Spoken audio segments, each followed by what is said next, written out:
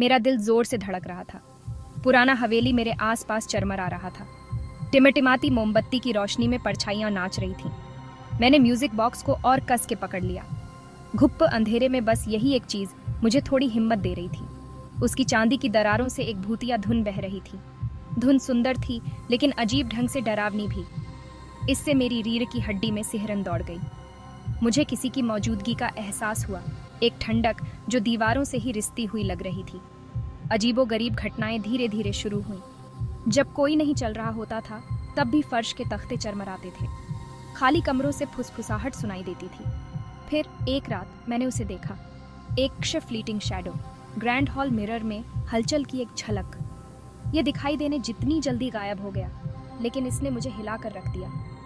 ऐसा लग रहा था कि हवेली में ऐसे राज दफन हैं जिन्हें वह बताना नहीं चाहती। म्यूजिक बॉक्स को पकड़े हुए मैं हवेली के अंधेरे दिल में आगे बढ़ गई। हर कदम सन्नाटे में गूंजता रहा, जिससे मेरा डर और बढ़ता गया। फुसफुसाहट धीरे धीरे शुरू हुई। धीमी फुसफुसाहट जो सुनने की सीमा के ठीक बाहर नाचती हुई प्रतीत होती थी। नेहा रुक जाती, अपनी सांसें रोक लेती, शब्दों को समझने की कोशिश करती, लेकिन वे मायावी बने रहे। जितनी जल्दी वे उठे थे, उतनी ही जल्दी खामोशी में लुप्त हो गए। एक रात जब मैं चिमनी के पास बैठी थी, तो कमरे में एक ठंडी हवा चली। आग की लपटें टिमटिमाईं, दीवारों पर अजीबोगरीब आकृतियां पड़ रही थीं। और फिर मैंने सुना, एक बच्चे की हंसी, बेहोश और ऊंची, बाहर दालान से गूंज रही थी। दिल तेजी से धड़क रहा था। मैं अपने पैरों पर खड़ी हो गई। म्यूजिक बॉक्स मेरे हाथ से फिसल गया। उसकी हर्षित धुन भयानक हंसी से टकरा गई, जिससे भय का एहसास और बाज गया। जैसे जैसे दिन रात में बदलते गए, फुसफुसाहट तेज होती गई, ज्यादा जिद्दी होती गई। वे मेरे चारों ओर घूमते हुए प्रतीत होते थे, मुझे ताना मारते थे, मुझे जाने का आग्रह करते थे, लेकिन मैंने भगाए जाने से इनकार कर दिया। मैंने फुसफुसाहट के पीछे की सच्चाई का पता लगाने की ठान ली थी। नेहा को उत्सुकता ने जकड़ लिया। ऐसा लग रहा था कि फुसफुसाहट दालान के अंत में एक खास कमरे के पास से आ रही है। यह एक छोटा सा धूल भरा कमरा था। इसका दरवाजा बंद था और उसमें कुंडी लगी हुई थी। नेहा को उसकी ओर एक अजीब सी खिंचाव महसूस हुई। एक दोपहर एक भारी लोहे की चाबी से लैस होकर, जो मुझे अटारी में मिली थी, मैं बंद दरवाजे के सामने खड़ी थी। चाबी डालते ही मेरा हाथ थोड़ा कांप गया। खरखराहट की आवाज के साथ ताला टूट गया और दरवाजा चरमराते हुए खुल गया। कमरा छोटा और धूल भरा था। बस थोड़ी सी धूप की किरण से जगमगा रहा था, जो बंद खिड़की में एक दरार से आ रही थी। जैसे ही मैं डेस्क के पास पहुंची, मैंने देखा कि एक छोटी सी चमड़े की बनी डायरी खुली हुई थी, मानो कोई उसे अभी अभी पियाच रहा हो। हिचकिचाते हुए मैंने हाथ बढ़ाया और डायरी उठा ली। डायरी आन्या नाम की एक छोटी बच्ची की थी, जो कई साल पहले हवेली में रहती थी। नेहा ने आन्या की डायरी PRH डाली। हर प्रविष्टि उसे हवेली के रहस्य में गहराई तक ले जाती थी। आन्या ने एक छिपे हुए कमरे के बारे में लिखा था, एक गुप्त जगह जहां वह अपने अकेलेपन से बचने के लिए जाती थी। उत्सुकता और सहानुभूति से प्रेरित होकर मैं छिपे हुए कमरे की तलाश में निकल पड़ी। अन्या के निर्देशों का पालन करते हुए मुझे अन्या के पुराने बेडरूम में फर्श का ढीला तख्ता मिला। ऊं की आवाज के साथ मैंने उसे ऊपर उठाया तो नीचे एक अंधेरा, संकरा रास्ता दिखाई दिया। नेहा ने लालटेन पकड़ा और सावधानी से खुद को छिपी हुई जगह में उतार लिया। रास्ता तंग और धूल भरा था। गीली मिट्टी की गंध से हवा भरी हुई थी। नेहा आगे रेंगती रही। उसका दिल उसके सीने में तेजी से धड़क रहा था। रास्ता एक छोटे से मिट्टी के कक्ष में खुलता था और वहां कमरे के बीच में एक बच्चे का टी सेट रखा हुआ था। जैसे ही मैं करीब आई, मोमबत्ती फिर से टिमटिमाई और मुझे लगा जैसे मैंने अंधेरे में एक बच्चे की हंसी की धीमी गूंज सुनी। धीमी गूंजती हुई हंसी। भयानक हंसी और दमनकारी माहौल के बावजूद नेहा ने हवेली का पता लगाना जारी रखा। वह अजीब तरह से आन्या की कहानी की ओर आकर्षित हुई। पुराने घर के भीतर छिपे रहस्यों को समझने के लिए दृढ़ संकल्पित हुई। एक शाम जब मैं अपने बेडरूम में खड़ी होकर अपने बालों में कंघी कर रही थी, तो मैंने एंटीक मिरर में कुछ अजीब देखा। पहले तो यह बस एक झिलमिलाहट थी, मेरे पीछे एक फ्लीटिंग मूवमेंट।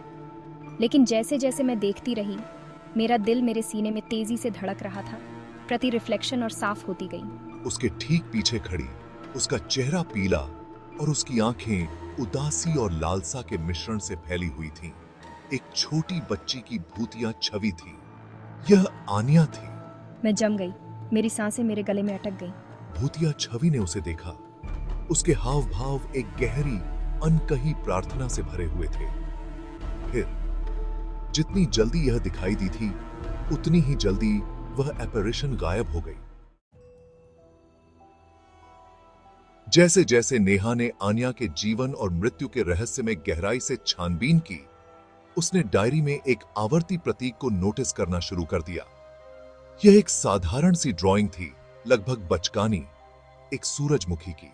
एक दिन हवेली के आसपास के ऊंचे बगीचों की खोज करते हुए मैं एक छोटी सी भूली हुई सफाई पर ठो स्टम्बल अपॉन, और वहां समाशोधन के केंद्र में एक अकेला सूरजमुखी खड़ा था। उसकी पंखुड़ियां डिलैपिडेटेड बगीचे की पृष्ठभूमि के सामने एक जीवंत पीली थीं। जैसे ही वह सूरजमुखी के पास पहुंची, नेहा ने उसके तल पर धूप में कुछ चमकता हुआ देखा। यह एक छोटा सा चांदी का लॉकेट था, जो आंशिक रूप से ऊंची घास में छिपा हुआ था। सावधानी से उसने उसे उठा लिया। उसकी उंगलियां ठंडी धातु के पास से गुजरीं। लॉकेट पर एक ही शब्द इंग्रेव्ड था, आन्या। उत्साह और घबराहट के मिश्रण से दिल तेजी से धड़क रहा था। मैंने लॉकेट खोला। अंदर मुझे 2 छोटे छोटे चित्र मिले। लॉकेट में लगे चित्रों ने नेहा को एक महत्वपूर्ण सुराग प्रदान किया। उसे एहसास हुआ कि तस्वीर में जो महिला थी, वह उसकी परदादी थी, जो हवेली की पिछली मालिक थी। मेरी परदादी ने कभी बेटी होने की बात नहीं कही, लेकिन पोर्ट्रेट्स में दोनों के बीच समानता से इनकार नहीं किया जा सकता है। अन्या उसकी परदादी की बेटी, उसकी दूर की कजिन थी। इस नए ज्ञान से लैस होकर नेहा ने आन्या की डायरी फिर से खोली। उसने प्रविष्टियों को फिर से पिरहा अपनी परदादी का कोई जिक्र खोज रही थी। आखिरकार उसे वह मिल ही गया। एक हृदय विदारक प्रविष्टि में आन्या ने अपने माता पिता के बीच एक भयानक तर्क का वर्णन किया था। ऐसा लग रहा था कि उसके पिता ने उन्हें छोड़ दिया था, जिससे आन्या और उसकी मां का दिल टूट गया था। आन्या ने अपनी मां को फिर कभी नहीं देखा। आन्या से किए अपने वादे से प्रेरित होकर नेहा ने अपनी परदादी के लापता होने की सच्चाई का पता लगाने के काम में खुद को इमर्सेल्फ। उसने पुराने अखबारों, स्थानीय अभिलेखागारों और ऐतिहासिक रिकॉर्डों को पीछे एक भूले हुए अतीत के टुकड़ों को जोड़कर अंत में उसे कई दशक पहले के एक स्थानीय समाचार पत्र में एक छोटा सा लेख मिला। लेख में हवेली के पास नदी में एक महिला के दुखद ड्राउनिंग की सूचना दी गई थी। महिला का शव कभी नहीं मिला और अधिकारियों ने निष्कर्ष निकाला कि यह एक दुखद दुर्घटना थी। लेख में लापता महिला का एक स्केच शामिल था और मेरा दिल एक धड़कन के लिए रुक गया। यह मेरी परदादी थी।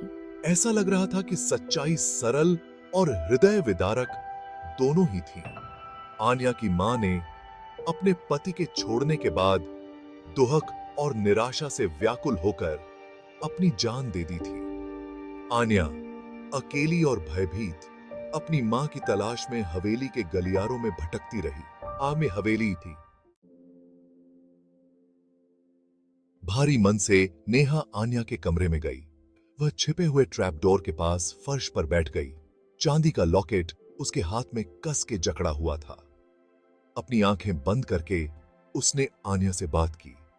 उसकी आवाज धीमी थी, लेकिन ईमानदारी से भरी हुई थी। अन्या, मुझे पता है कि तुम्हारी माँ के साथ क्या हुआ था।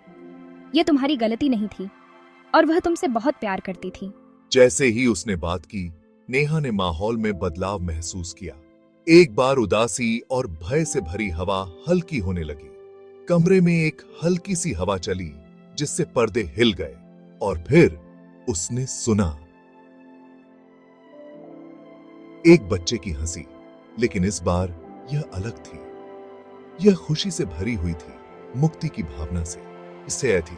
अपनी आंखें खोलते हुए नेहा ने देखा कि ट्रैपडोर से एक धुंधली ईथर चमक निकल रही है और चमक के भीतर अन्या खड़ी थी।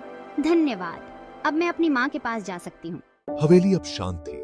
फुसफुसाहट और हंसी चली गई थी। दमनकारी माहौल हट गया था। उसकी जगह शांति की भावना ने ले ली थी। नेहा जानती थी कि आन्या को आखिरकार शांति मिल गई है।